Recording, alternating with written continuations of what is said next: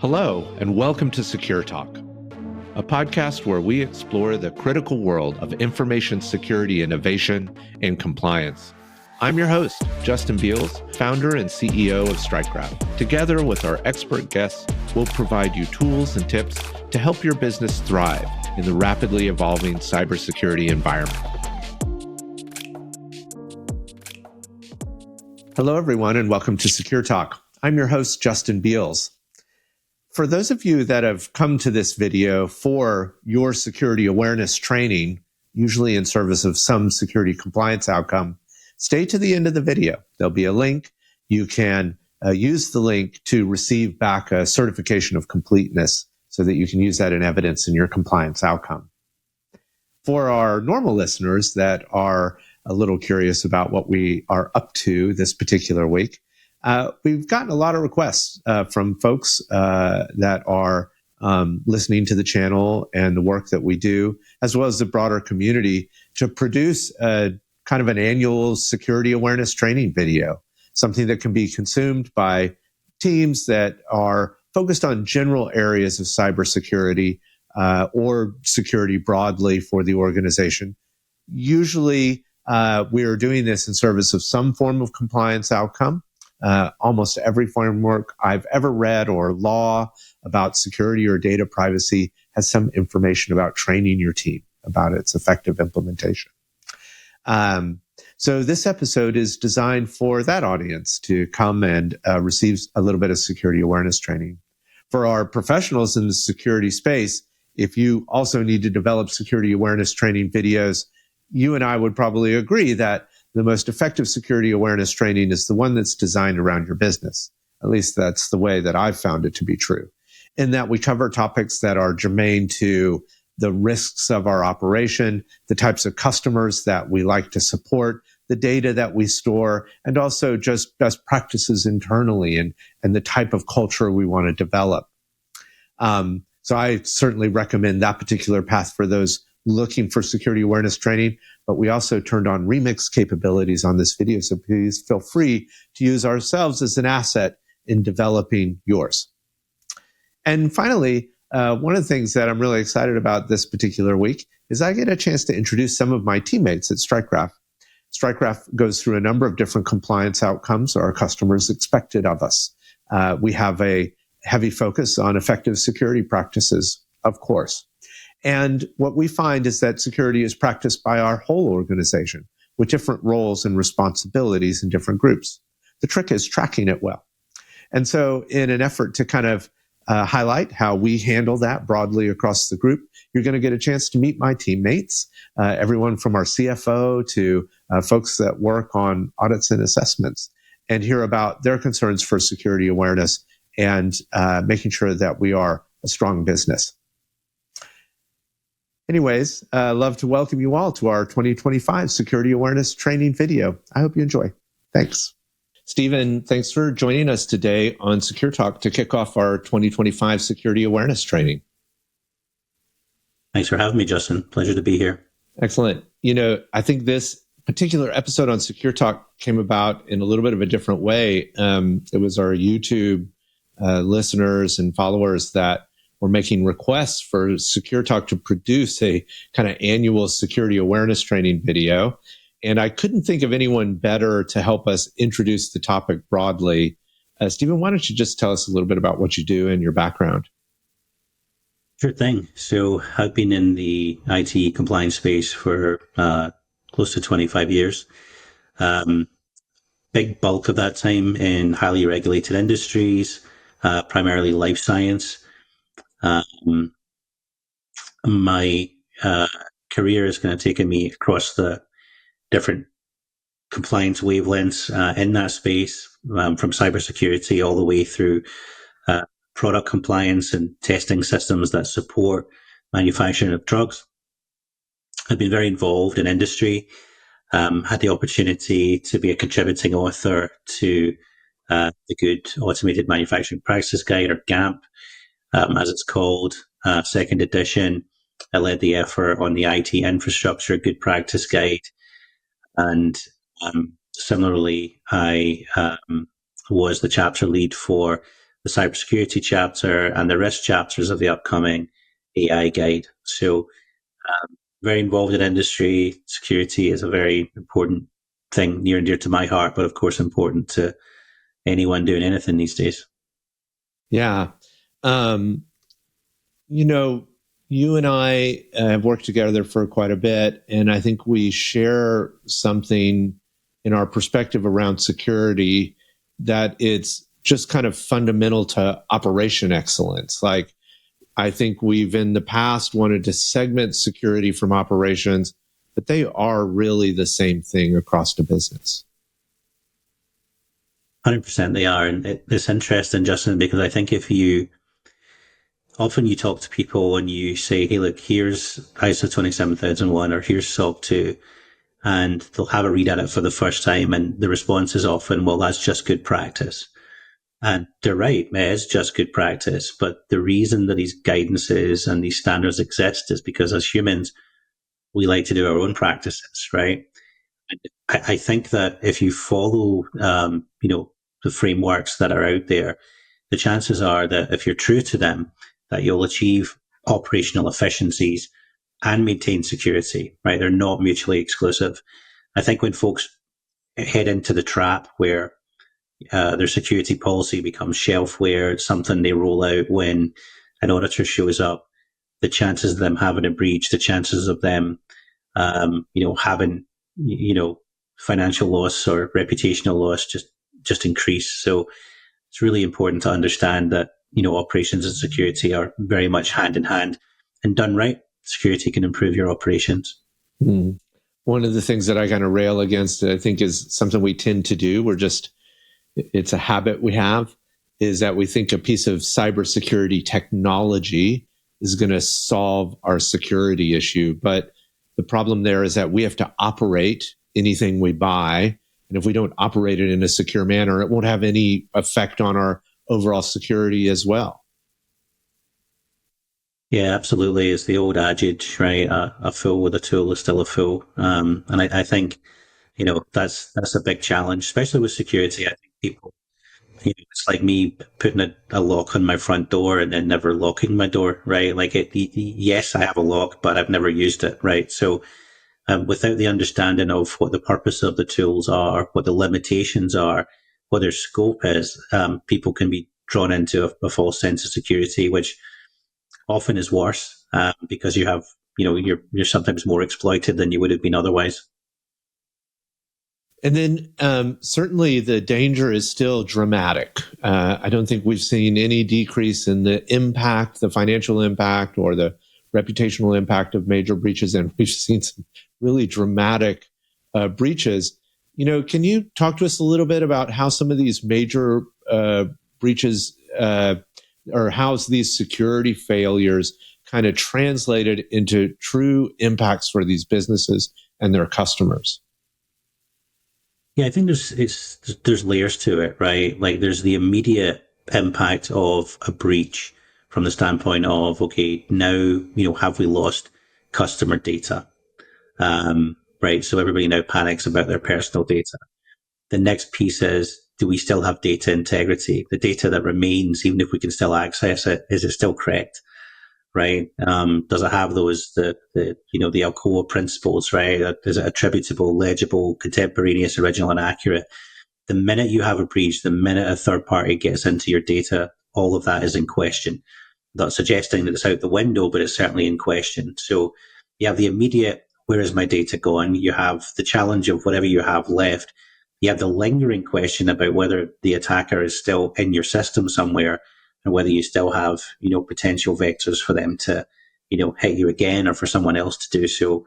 So there's, really it's like, getting punched in the face by a heavyweight boxer, right? You're going to be reeling from all the peripheral things that come with the attack.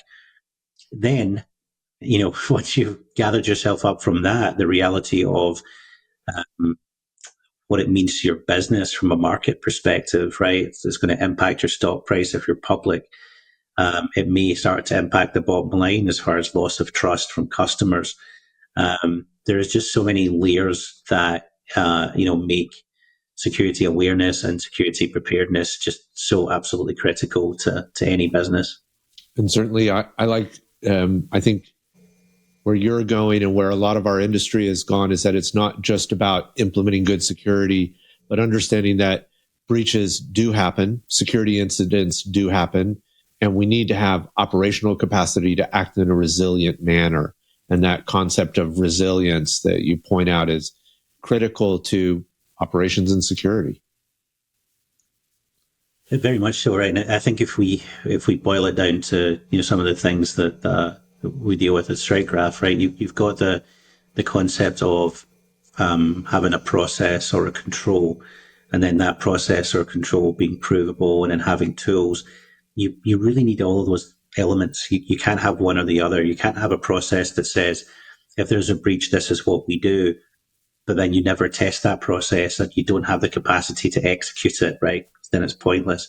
Similarly, having the tools without the controls is also pointless because, back to the door analogy, if you've got a door with a lock and no key, what's the point, right? So there's, you cannot take any element out of this to have a true security posture and feel good about it. It sounds very dire and scary, but I think one of the things you and I know, and this is deeply proven in the market, is that if we think in this diagrammatic motion, having good security leads to a lot of business success. And so, there's an opportunity here as well to be more successful at business by operating good security. Yeah, very much so. And I like that this diagram has security sort of as the foundation as opposed to something that's, on the side or tacked on, right? Because it really is. Every element of your business, every system that you use, every human interaction with data has an impact on security. So building a robust set of controls around that, gives you the foundation where you can, have comfort in your operations and then drive those hopefully towards business success. The reality is the best that we can ever hope for is to drive risk to as low as reasonably possible. We're never going to fully eliminate it, but as low as reasonably possible, allows us to at least, go to bed at night feeling fairly confident that if something does go wrong, we have a plan to quickly remediate it and recover. Yeah. And certainly something we've seen from a business success perspective is a lot of our customers translate the security they operate into credentials in the broader marketplace. They drive trust. They bring new revenue, opportunity for expansion, new markets to work with. So I think that's interesting. And have you seen it as well? Over the last, I think, 5 years, maybe plus some, security's become a revenue driver. 100%. I think if you're a SaaS company today, whether you're selling into the life sciences or aviation or the DIB, even if you're making video games, I'm not sure that anybody would take you seriously anymore if you don't have at least one security certification. It really has become a cost of doing business, and a necessary cost, right? Anytime that you're gathering up information about somebody or that could otherwise be exploited, I think it's a reasonable expectation that you go ahead and prove to a third party that yes, indeed, you have your act together.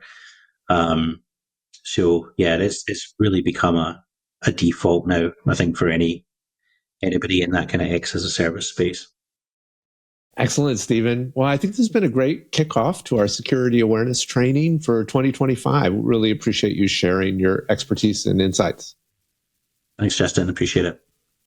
Welcome, Kenneth, to our security awareness training. We're really grateful to have you join us. Tell us a little bit about what you do at StrikeGraph. Hey, Justin. Thank you for having me today. I'm the head of cybersecurity compliance assessments at StrikeGraph. We work together with our customers in areas like SOC 2, HIPPA, PCI, penetration testing, all the information security audits. So it's a very exciting thing, what we do. Yeah, and I think one thing you've done in our time working together is completed your ISACA certified information systems auditor, which is really awesome. Helps lead our team. Yeah, and also the Certified Information Security System Professional, or the CISSP, has been part of That's our amazing. journey. Yeah.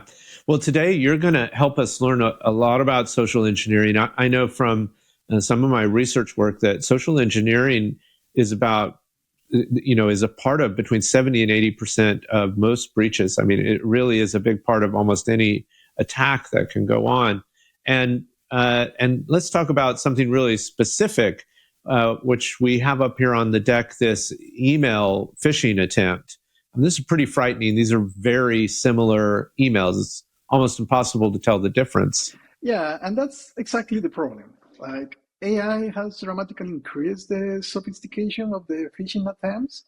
So the fake email that you see on the right of the screen was generated by AI, and basically AI learned about legitimate communications in your organization.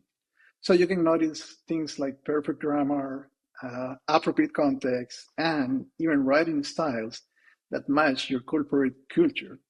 However, those traditional red flags that we were used to see, like spelling errors or some little mistake here and there, are gone.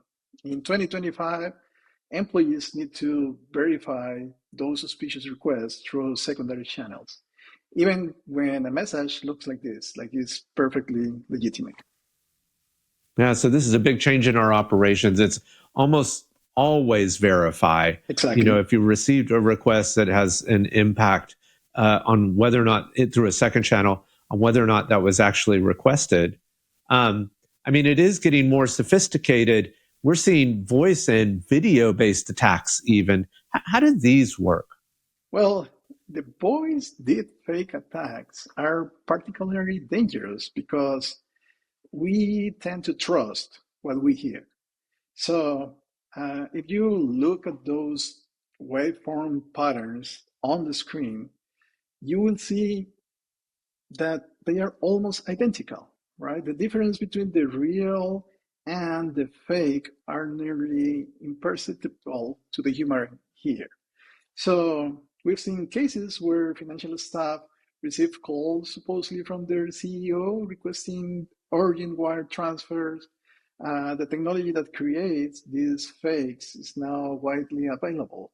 So basically, same thing with phishing emails. Countermeasures include like implementing verification protocols, unique security questions, or callback procedures, regardless if it is a very convincing call, what you get. It's better to fall into the overprotective side of the fence than giving your money away because you think, yeah, it was my CEO was requesting that. And in my research, almost all of these social engineering attacks are generally to steal something, data or money, of course. And if we look, from a financial department perspective, there's a very particular vulnerability with technologies they might have been used to in the past, like a phone call or something along that. What special precautions should they take? Well, for financial teams, they should implement what we call trust breaking points in their workflow. Basically, if you can see this diagram, notice how even after the initial approval, we have this a mandatory out of band verification step for transactions above certain threshold. So this might be, as you said, a phone call to a pre-established number or a separate authentication app for confirmation. So these breaking points prevent that continuous social engineering attack where the attacker tries to walk someone through an entire transaction process. So those little breakpoints in the process will help us mitigate the attack before it finishes. It's interesting that one of our solutions to these social engineering problems are better behavior by us as human beings. Exactly. Yeah. Certainly some of the most valued data is patient healthcare information on the black market. It gets sold and bought a lot. but a lot of data needs to be kept private with similar types of verification processes. Here's an example of healthcare verification processes. Can you tell us a little bit about how we're attempting to solve for social engineering here? Absolutely. So, as you said, patient data is extremely valuable, and social engineers know it, right? So, in this flowchart here, we show how healthcare staff should handle data access requests. Notice the verification tripwires confirming the requestor's identity through multiple factors, validating the clinical necessity of that information, and also logging those access patterns so they can be audited later. So the key difference in healthcare is that urgency is often legitimate. Like here, we are already talking about human life that can be in danger. So the protocols needs to be secure and also efficient at the same time, so we don't compromise the patient care. I think this also highlights just a broader good practices from a security perspective, which is the concept of legitimate use, right? Do you need this data? Is there a good reason? Sometimes we can feel like we're going to offend someone or be offended if we're asked why we need data, but that's not a bad thing to ask, is it? Not at all. Basically, the need to know principle should apply now more than often. And so, of course, we're all very interconnected, not only as an organization, but outside of ourselves. And I think one of the other topics that you're going to help us with here is supply chain vulnerabilities. So, our organization is connected with a lot of other computers, technology systems, companies, and without them, honestly, we wouldn't be able to deliver on our solution. This looks really impossibly complex. How are organizations supposed to manage this level of interdependence? The complexity is precisely the challenge. The average enterprise now has over 300 third-party vendors with some level of system access or data sharing. And each of those vendors has their own suppliers. So the chain extends, as we can see. So a vulnerability anywhere in this web affects everyone. So organizations needs to map these dependencies, categorize those vendors by risk level, and implement continuous monitoring. So you need to remember that your security is only as strong as your weakest vendor security. So it's critical to have them mapped. And we've seen some massive supply chain disruptions in the marketplace over the years. The interdependency is both necessary to innovate rapidly, but also can be a severe vulnerability. Yeah. And certainly, AI tools are kind of introducing us to new ways to think about supply chain considerations, especially utilizing AI itself. A lot of people are going brand new into new AI vendors. What should they be looking for from a risk perspective? So the checklist that you see on the screen is basically crucial for evaluating AI vendors, right? Beyond traditional security measures, you need to assess how they secure their training data, whether they have controls against model poisoning attacks, and how they prevent prompt injection vulnerabilities. And even more important, verify if they are doing adversarial testing of their models. Because some questions might seem technical, but non-technical procurement teams can still ask for documentation of these controls and have security specialists review them. On the current AI landscape, we see application providers, model providers, orchestrator service providers, and also cloud service providers, because all of them are intertwined. So this checklist will help to alleviate and also track those possible point of failures that you can have on your AI vendors. Yeah. certainly the landscape of third-party risk and the issues around it have been a big area of investment from a security perspective. But when I think about third-party risk, one of the first requirements that I remember was that HIPAA, this law has been with us for a long time in the United States, right off the bat kind of had strict regulatory requirements for vendors. Tell me how things like this verification dashboard can change your approach to managing vendors if you're a healthcare organization. Sure. Well, this dashboard shows how healthcare organizations should track vendor compliance. So beyond general security, healthcare vendors must demonstrate HIPAA compliance, have clear BAAs or business associate agreements, and show specific controls for protected health information, or PHI. So this dashboard also tracks incident response, as you can see in the middle of the dashboard, where you need vendors who can respond with regulatory timeframes if there is a breach. And notice also real-time compliance monitoring, where the vendor status can change between the different assessments that they go through. Wow. I know Strikegraph, where we both work, is HIPAA compliant as a business associate. And I find it really interesting that our customers who are delivering patient healthcare, who needed us to be nearby patient healthcare information, asked for us to meet their same level of good security. I think that speaks to that web of security that you mentioned before. Exactly, because data is being transferred, accessed, or stored in different points of the supply chain.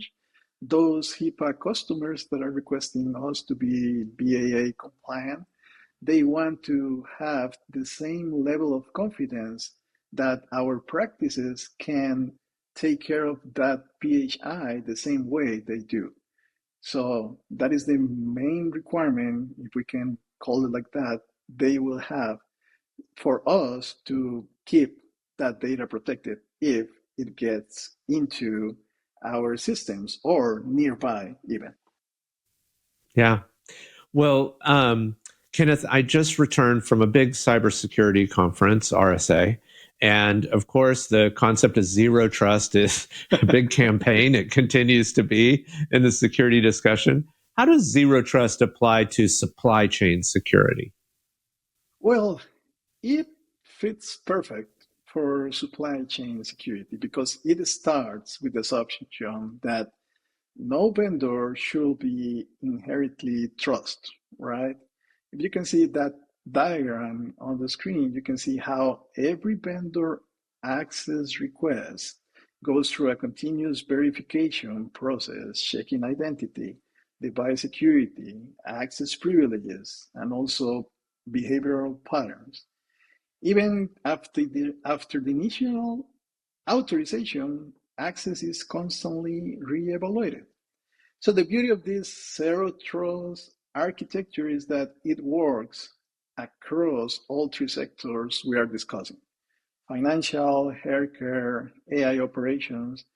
With just small adjustments for each of those industry requirements, you can have a zero trust architecture in place working and protecting you and your data. I always think that zero trust is a little bit more of a philosophy than a set of rules, and that it should inform the rules you write. Is that true for you, Kenneth? Yeah, we can see it as a philosophy. Also, we need to take in consideration the fact that on cybersecurity, you need to balance your security measures and also the usability of your products. If we have 100% zero trust architecture, it can become an overwhelming process for the user because you will need to be re-authenticated every time. Here and there, you will need to get your credentials often, so it can be a little bit of a pain for using that system. So you put it in the right way. It is a good philosophy that can be applied and that you need to leverage in order to see how deep you want that zero trust to get into your solutions.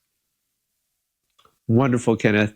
Thank you for covering the social engineering, security awareness, and as well the supply chain security awareness work that we have to do today. Of course, Justin, anytime. Josh, thanks for joining us today on SecureTalk to talk about cloud security gaps. Before we dive in, can you tell us a little bit about what you do? Yeah, sure. Thanks, Justin. My name is Josh Bullers. I'm the head of engineering and AI here at StrikeGraph. A lot of my focus is more on the AI side of things, but also have to balance that out with our engineering stack and working closely with our infrastructure team and other engineers on the team to make sure that we're not missing anything else to productize these things. Yeah. You and I have worked together for a while, but that entire time that we have worked together, almost every software we've deployed has been to the cloud. Certainly, we're both aware, whether it's an on-prem deployment or in a cloud deployment, how easy it is to misconfigure some of these systems. Like we have a lot of opportunity to change how we want the architecture to work or what's unique about our innovation.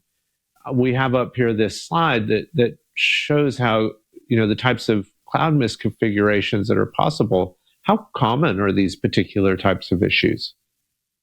Yeah, I mean, cloud misconfigurations are really common, actually. It's really easy to have just a certain piece of it kind of drift out of where you expected it. And I think studies are showing that over 80% of organizations have at least one misconfiguration at any time. So the doors that we're kind of looking at here can represent just a few of the areas that we might see some misconfigurations. There's things like excessive IAM permissions or other areas like that are really common and easy to do. As you roll out new services, new parts of your product, you end up in a situation where you might over-grant in a certain area or give too many admin permissions somewhere or to someone when you should be locking those things down. You might not be keeping your vulnerabilities up to date. It's really easy to get pinned on a certain package version somewhere. Or you might leave like S3 kind of open a little bit more than anticipated and things not encrypted there or certain things along those lines. So it's really easy to drift away from that perfect environment you might start with. Every new thing you add is a potential point where you leave something open. Yeah. I think of three things that are different from on-prem deployment in a way. One is that certainly the reason that we like the cloud is that it's very fast to provision new hardware, but also that means that we can build a lot of different things very quickly without any necessarily have to be very thoughtful about it. The second is that everyone has some level of access to it, and we didn't normally do that in the data center. It was pretty limited. And then finally, it's always changing. That I think that's why these are really complex systems, and they're very dangerous because, of course, we store our software and all of our customer data in these large hyperscalers. Yeah, for sure. I do think in that scenario, you have to be a little bit trusting of your vendor as well. Be particular in how you choose your vendor. That's why some of the big players exist, is because they have the staff to kind of close those loopholes as best as possible on their side. But yeah, definitely something to keep in mind there. Yeah, thanks, Josh. It's really helpful. So next, we wanted to talk a little bit about financial data. It does seem to require a lot of extra attention in the cloud, and we know a lot of financial systems have been moving to cloud environments. Tell us about what's so precious about this financial data. Yeah, I mean, there's naturally a little bit more security that needs to be, and forethought that needs to come into that situation. It's one thing to accidentally leak somebody's username or something else that's not very sensitive. While we do deem those things sensitive, it's not the same level as somebody's like credit card information or social security number or those other bits and pieces. So if you're in an environment where you are working with that kind of data, you really have to approach it with the thought of like this matrix, for example, that's showing the roles within an organization and the different access to systems they might have. Things might be time bound, they might be full access, read only. It really needs to be thought through in terms of what the role needs to do to actually achieve their job duties, not necessarily what they might want access to. I think like looking at the CFO, for example, you might think, oh, just give them access to everything, but they don't actually need access to everything to do their job. They have people that work on their teams that can compile that information and provide it to them when they need it, instead of having them lurking in every system, poking at everything, and maybe forgetting to shut something off, to not copy it to their local.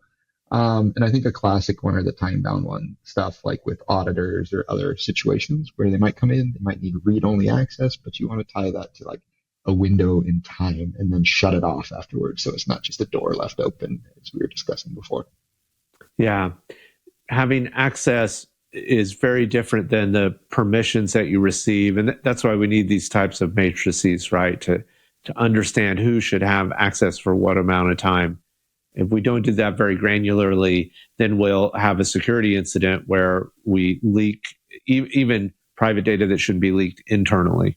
Yeah, for sure. Yeah. And I mean, there's different levels of that exposure too, right? Like you mentioned internally, like that's one risk. It can drift out of the right hands into the wrong hands, but external exposure is a big risk too. So you got to keep in mind how quickly it can escalate. Yeah. So another area that is pretty new to a lot of businesses, but a lot of work is being done in it, is in developing their own AI models by training data and looking at what type of intelligence they can layer in their software. AI models certainly present a unique security challenge in the cloud. How do you think about creating secure environments in which to develop and release them? Yeah, I mean, it's a tricky one, right? And this image here really gives a good example of like at a high level how you might provision that, but then as you get into the weeds, you really got to think about your situation. So in this, you might see like, okay, we've got our training data that's stored in kind of a secure encrypted vault that only gets transferred to locations as needed, maybe for training or read access, different things like that. I think something you have to keep in mind in that situation too is your training data. You should probably have careful thought too about how it's even reaching that point. Like, does it have certain PII that shouldn't be in there? Do you want that in your training data? Once it's in a training data store, it's very realistic for it to get trained into the model. And so if you're using something like generative AI now, then something you don't think about is the exposure that it might regurgitate that information somewhere at a future point in time if you train it on that. So I think that's your first line of defense, is know what you're putting in there, right? And then you've got the natural things like making sure that you're having things encrypted in transit, making sure that you've got endpoints that are properly secured and ready to access certain models or to kick off training of models. And you really want those segmented. You don't want somebody to have access across the board unless they are somebody that needs to poke at all those things. But even then, you want to make sure that they're like spinning it up, spinning it down, and kind of going through some of those situations. And then the last kind of quick note on that is it's really common to have monitoring and logging around these systems, especially in these kinds of systems where PII may be present at some point in time, whether that's before you anonymize it, before you make synthetic data off of it. You really got to be careful about what you're putting into those systems. It's one thing to log like that you hit a certain point and like, oh, it broke or something like that. It's a whole different to just spit the entire thing out and be like, oh yeah, this customer's data is here and we're going to use it in this way. And because that's another area then that you may forget it's there and somebody gets access to the system and you have a data leak. Yeah. It feels to me like some of our baseline rules around security planning can just really serve us well here. One is the data. Where does it live? What are we doing with it? Who has access to it? And how do we minimize its exposure secondarily?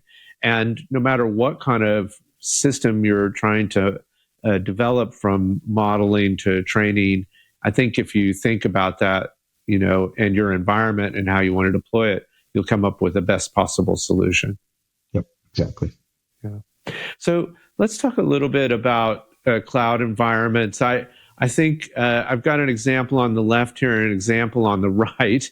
I think that the one on the left really kind of shows the way we might have used to do things, a little more hodgepodge, or, and the one on the right, maybe a little more comprehensive. What's the important changes to you here, Josh, that you're seeing? Yeah, I think the concept of segmentation here is the key thing, right? In the before times, as you mentioned, or just in a basic environment, you might have like everything in one environment. And once you're inside of that environment, you can just go across all those boundaries.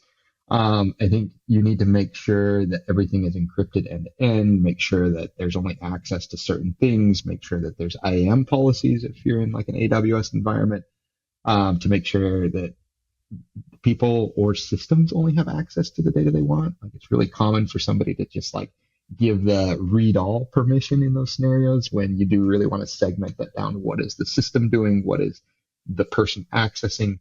And then you also, in this kind of environment, you want to make sure that there's some kind of monitoring going on. Like, is there something that's outside the norms that maybe you should be flagging? Because in this kind of segmented situation, you kind of see what's normal behavior and what's abnormal behavior. And you can kind of build out those rules then to flag, like, this person ventured into an area that we didn't know they had access to, or that they shouldn't be in, or something like that, and kind of flag it, right? Yeah. I also think that, not seeing is not knowing. And without a good network diagram, and these are not great ones, but some sort of 50,000 foot view of how you see everything piecing together is critical to being able to operate it effectively. Yeah. And I think there's new tools that it used to be, to your point, that it was really hard to come up with those network diagrams, but there are new tools to really help keep those up to date so that it's not such a burden to maintain them and that you can keep those more visible, more up to date. I think use the right tool for the job in that situation and try to stay on top of it. Josh, I'd be amiss if I didn't throw a curveball at you. Let's talk a little bit about package dependencies and software bill of materials and keeping software up to date. How do you think about that from a security as a head of engineering? Yeah, it's one of those things that can get out of hand really quickly, right? Like you have a breaking change in a package, so you pin to it and you move on with your life, or you have a Docker version that or like a system in Docker that you're using just because the dependencies work. And I think that's the dangerous moment right there, right? Like you've got to pause, make sure that there's some kind of tool in your system, whether it is like a wholesale vulnerability scanner, if it's something purpose built to your Python environment, or on AWS as you push images, like just something that's flagging those in real time. You want to stay on top of those vulnerabilities, because it's one thing to say, oh, we're ignoring like a low or a medium because we just are biding our time to upgrade. But that's a slippery slope into like the critical vulnerability, right? Like suddenly you have a critical and you're like, oh, we just can't unpin because we didn't stay on top of it. And in some cases you may get by, in other cases that may immediately bite you, and somebody kind of gets in through something that they shouldn't be in through. And it's all because you didn't stay on top of that kind of upgrade in time. And you've got to stay on top of that tech debt. It's a pain at times, but you got to carve out just enough time to stay on top of it and upgrade as often as you can. The statistics tell us that staying up to date is safer than staying out of date. So, for sure. Yeah. Good. I mean, just seeing the output from that vulnerability scanner should scare you enough. When you see like the red or the yellow, it should be an indicator that maybe you should give it a little attention. That's right. Yeah. Well, Josh, thanks so much for joining us and talking about cloud configurations and security and a little software development lifecycle today. Yeah, thank you. Welcome, Elmy. Thanks for joining us today. Just tell us a little bit about what you do at StrikeGraph. Hi, Justin. Thanks for having me. I am the assessments manager here at StrikeGraph, part of the assessments team. Awesome. So today we're going to talk a little bit about insider threats and hybrid work and a couple of other topics with you that you specialize in.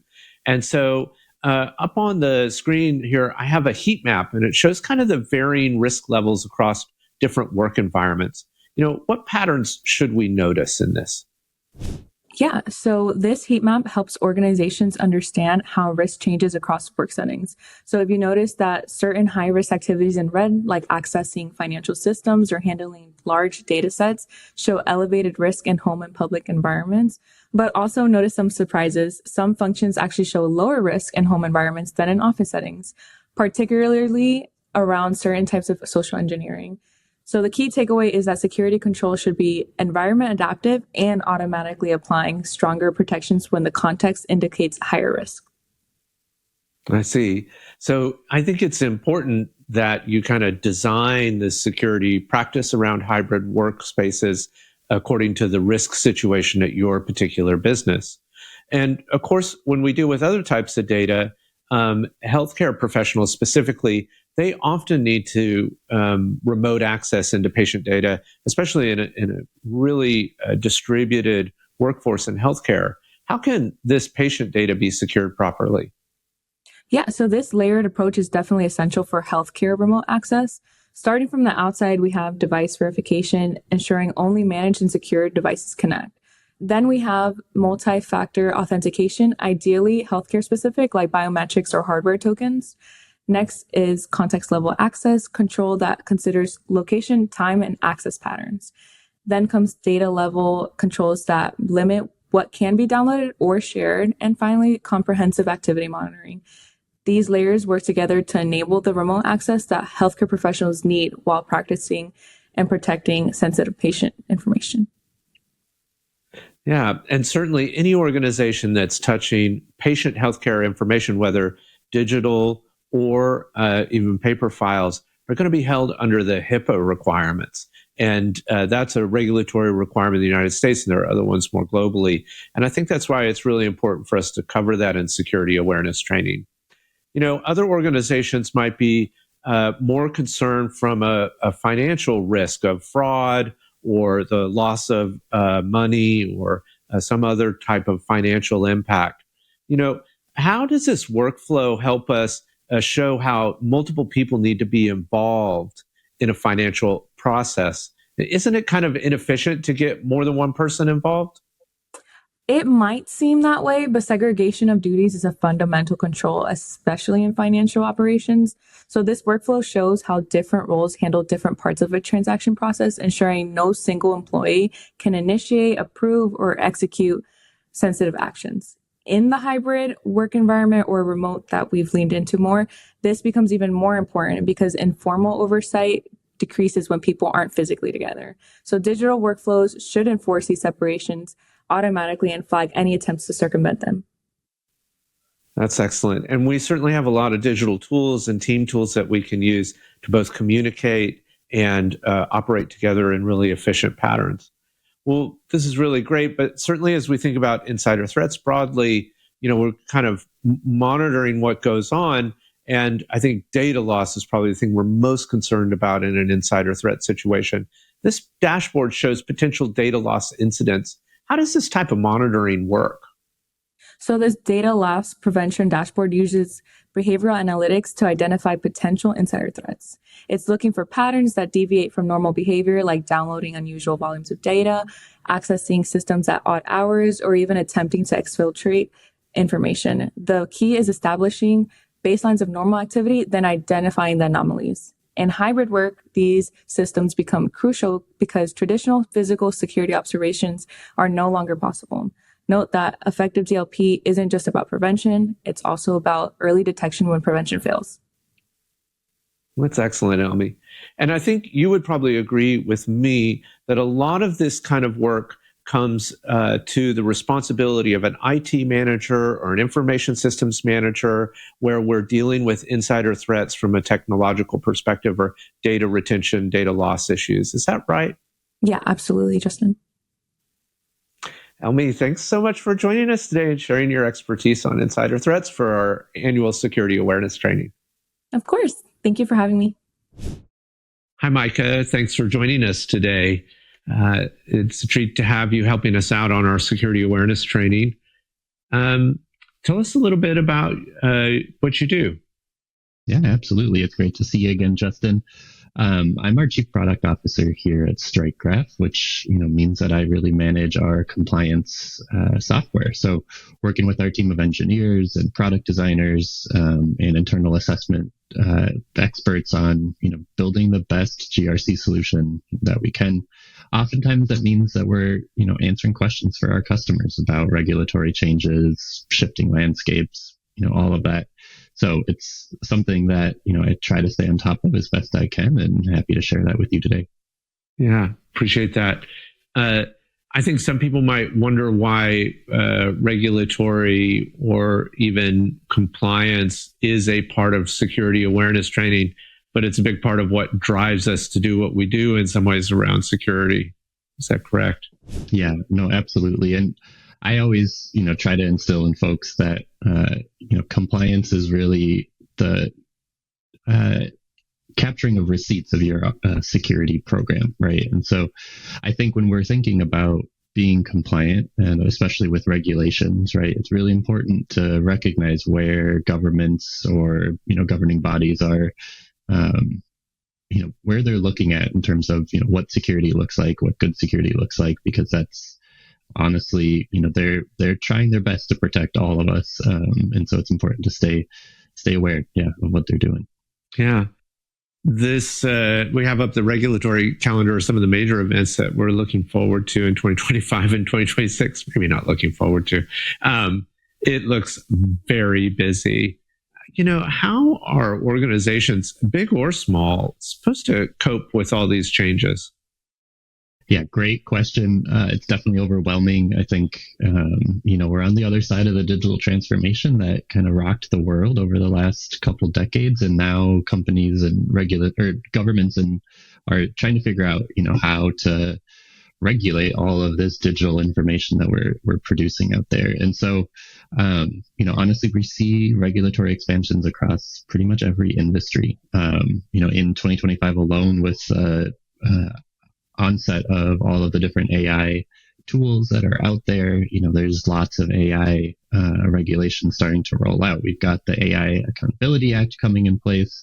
HIPAA has expanded laws about how you can keep track of and manage digital health. That's coming in August. We've got manufacturing companies being asked to comply with digital security standards by the Department of Defense through, CMMC. So again, it's all over the place. And I think, really what we try to help folks understand is how to set a proactive motion in place so that they're not caught behind the ball when these, regulations start to really take hold.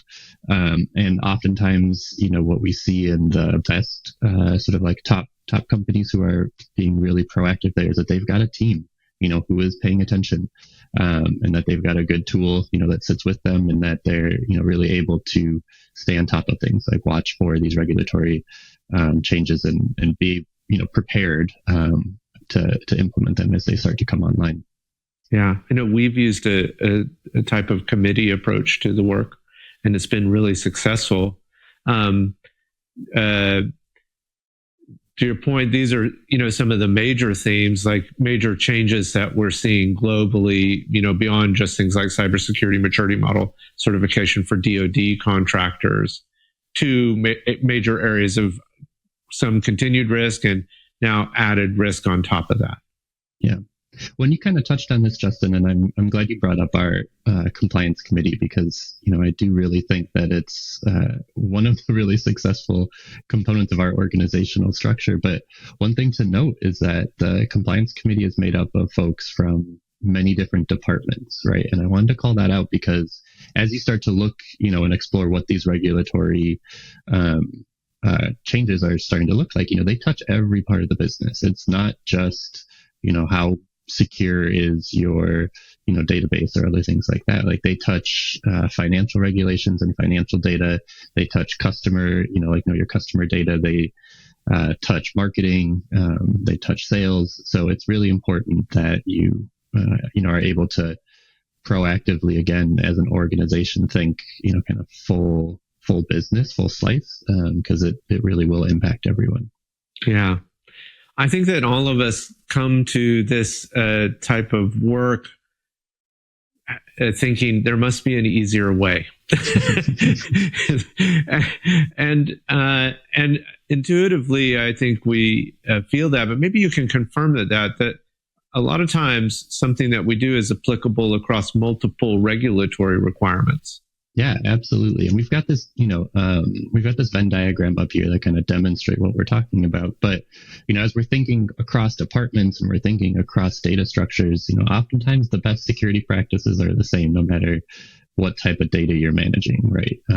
Secure logins, policies in place for acceptable use, or how you access data, all of those things are really important. And so there is significant overlap between many of the both regulatory compliance programs out there, as well as some of the like industry specific compliance programs out there.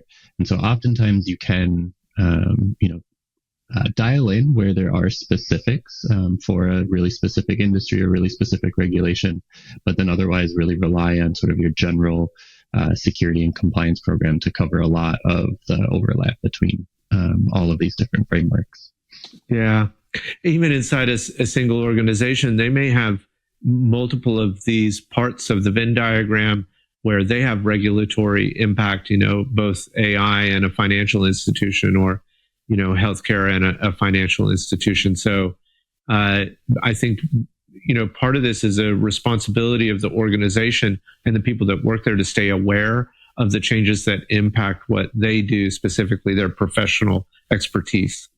Yeah. And, I would also offer that you share with your colleagues when those things are happening, right? Because something that might impact you in your line of work might also, impact someone else on your team or in a different department.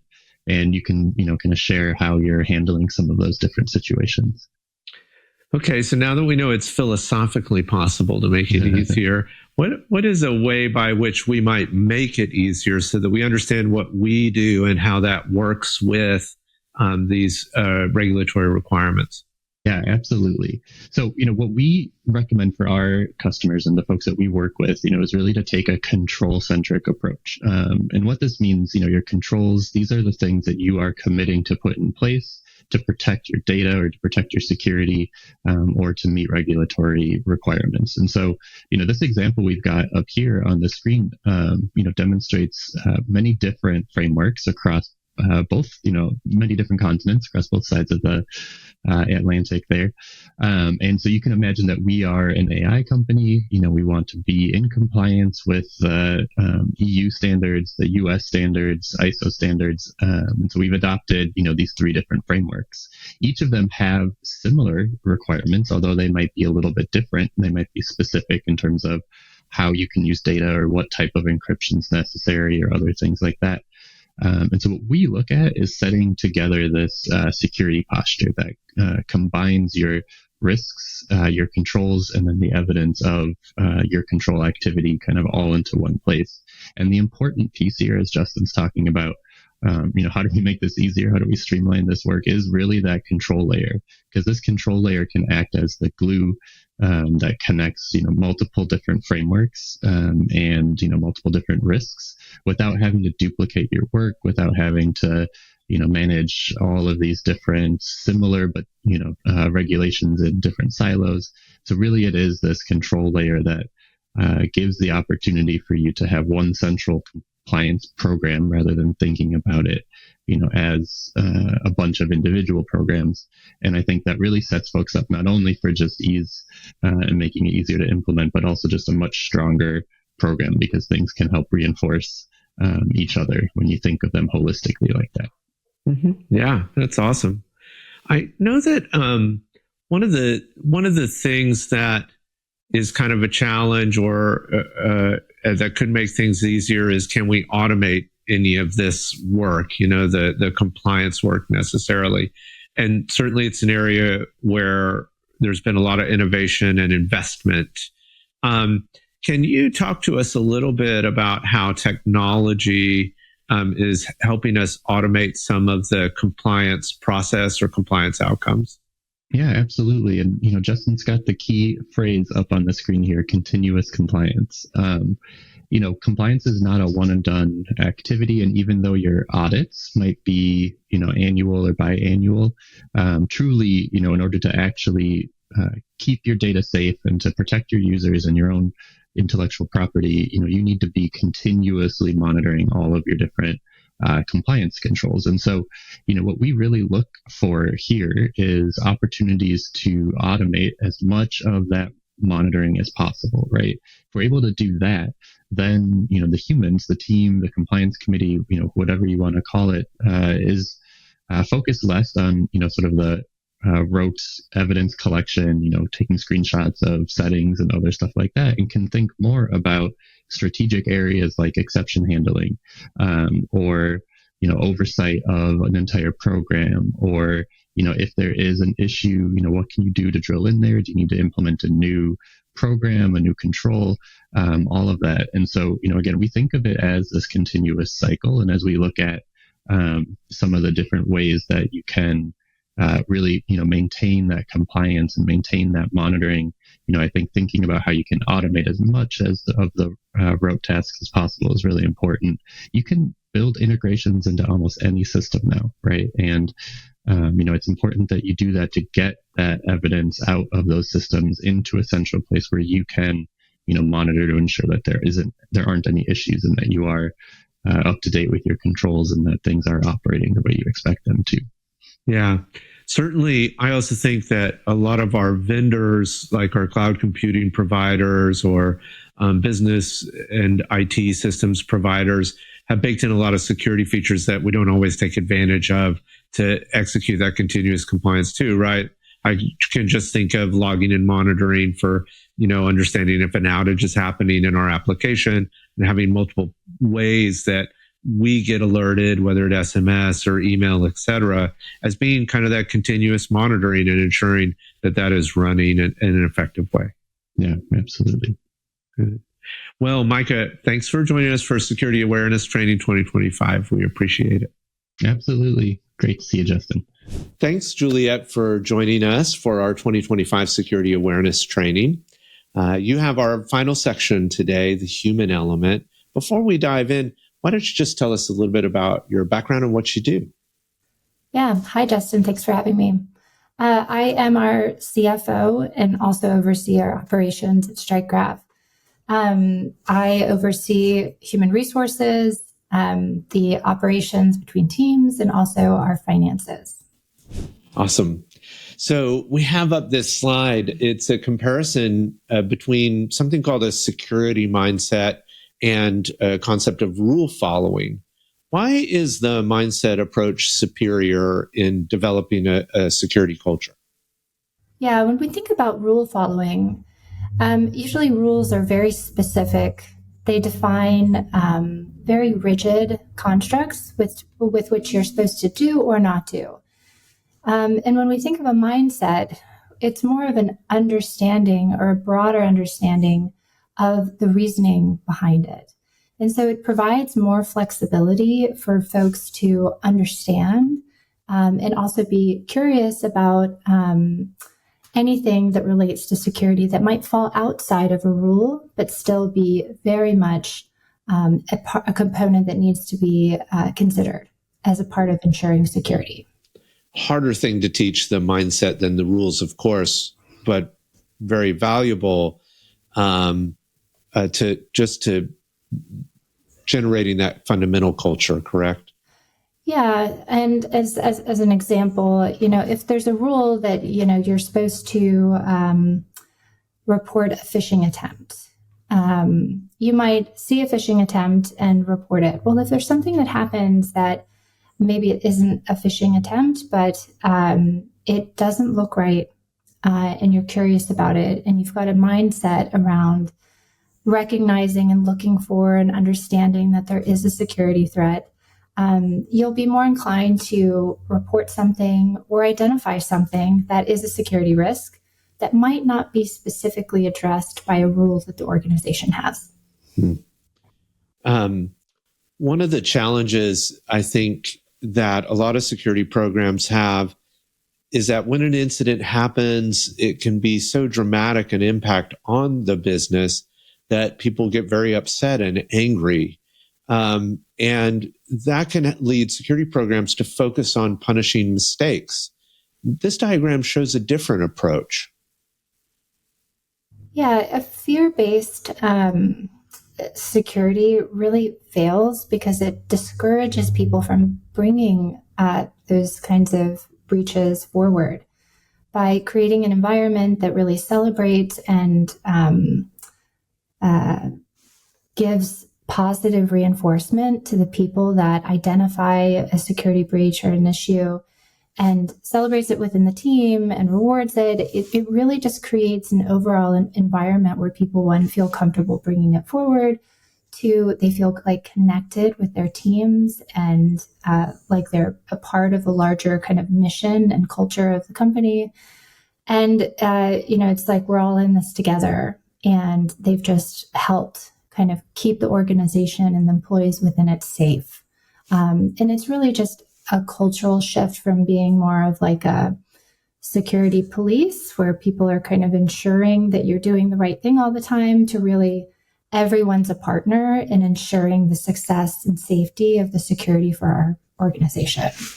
I mean, definitely the rubber hits the road in not singling out and I think to the point of this diagram, providing recognition regardless of an outcome of, following appropriate behaviors. Yeah, and it's turning something into, for example, if there's fear in the community at the organization around reporting something, they might sit on it or have, time to consider some negative consequences and maybe delay sharing the information. Whereas if you have a culture that really supports the reporting of these issues, it turns into how fast can I get this reported so that my teammates are aware and we can take care of it as fast as we can? And it's really just shifting the energy from one space to another, which leads to faster results in addressing any security issue that comes up. Yeah. All right, we're going to take a dose of our own medicine here. And there's been a lot of things to fear and be careful of in security awareness training. Let's talk about a couple of success stories. We have one from finance, healthcare, and AI operations. Can you highlight some of the examples of successful stories? Yeah, so AI systems are really great at detecting patterns and anomalies to patterns. And so, by using AI systems to do that, these patterns can really prevent a lot of different transactions from happening. I think we see a lot of credit card companies and banking institutions using this to kind of detect fraudulent charges, but it's a fantastic way to prevent and detect different patterns. In healthcare, when you've got a security mindset, having people that understand the environment, understand how information is used, they can really identify when information is being requested that doesn't seem to fit how information is typically shared. So unauthorized access or unusual access, this is going to be identified by somebody that has a kind of a curious mindset and a security mindset that where they're going to question things that look unusual. Yeah. And then in finance, we do have tools that identify things like I mentioned before, but, having different people also that are familiar with what types of transactions look like, what their budgets are, they have approval processes in place, and these types of just deep understanding of how the business works and expectations around what they typically see and what they typically don't see, it really gets an opportunity for them to identify things. We see this on our team actually quite a bit where we're catching fraudulent requests for invoices to be paid by our team. I think one of the truths about all of these is that both the vulnerability and the opportunity for success in security comes down to the people and what we choose to do. Yeah, it's also a really a good, one of the things that culturally supports a good security practice is everyone on the team understanding everybody's role and how what their roles and responsibilities at the organization. Because having an understanding of the people that interact with other teams helps them also identify, particularly, for example, like phishing attempts where people are sending emails impersonating other individuals with the team is a really common way that we see security breaches happen. Yeah. So as we drive back up to kind of a high-level view of an organization, we have a model in our slides here of maturity around security. What's your advice for organizations that want to advance in their maturity of security operations? Yeah, I think that it's to focus on first just implementing improvements rather than trying to go for a complete transformation. We all start somewhere. And, you can tell by looking at this chart that the reactivity down at the bottom, and I think we can all agree that when you're in a reactive state, it's terribly inefficient. You're spending a lot of time, a lot of resources, a lot of conversations trying to react to situations that, in an efficient way. And so if you go to the opposite end of the spectrum here to optimizing, really what you're doing is by having a security mindset and just incorporating that understanding into your decision-making process, into your operational planning, it becomes really efficient and really cost-effective in that way, so that you're basically taking, what is reactive at the back and turning it into more of like a control at the front end. You're controlling for a lot of it in the design of how you manage your operations. Yeah. I think certainly this is something that I tell a lot of organizations that are asking about what to do for security, is that they're all of them were already doing some security. So I like your recommendation of incremental approach, because oftentimes we need to build on top of what is already working. Yeah, the other recommendation that I would just have for folks that either manage or in leadership is that the culture really does start with the leadership team. There can be kind of cultures that say, man, these people, they're imposing all this stuff, like it's slowing us down. But when leadership really leads with this and says, you know what, we're going to take just a little bit more time to consider this aspect at the front end of a decision-making process and really consider some of these things, it may feel like that is an additional layer of burden to take on, but really that leadership perspective is really saving time and potential reactive or inefficient use of company resources at a later date. And there's just so much opportunity to make a really impactful change in the organization by really kind of shooting for optimization at that high level. Wonderful. Juliet, we really appreciate your help and your, of course, hard work at our own organization, but thanks for sharing your perspective on the human element as a part of security awareness training. Thanks for all of our listeners, and have a wonderful day. Thanks.